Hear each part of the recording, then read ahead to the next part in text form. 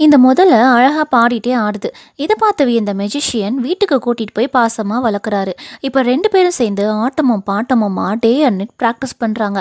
இப்போ பர்ஃபார்மன்ஸ் டேவும் வந்துடுச்சு. முதலைக்கு first stage show. கூட்டத்தை பார்த்ததும் முதலைக்கு வாயை திறந்தா காற்று தான் வருது.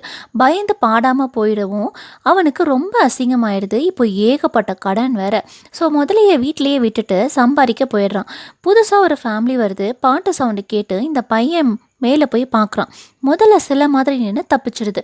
திரும்ப பாட்டு சத்தம் கேட்குது. ஓடி போய் பார்த்தா முதல்ல சிலையை காணோம். திரும்பி பார்த்தா முதல்ல உசுரோடு நிற்கிது. இப்போ அந்த பூனை வேகமாக முதல்ல மேலே தாவுது. டக்குன்னு ஒரே லபக்கா பூனையை முழுங்கிடுது.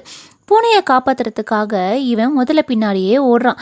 அப்போது ஒருத்தன் இவன் ஃபோனை திருட பார்க்குறான். டக்குன்னு முதல்ல வந்து பையனை காப்பாற்றி பூனையையும் கக்கிடுது.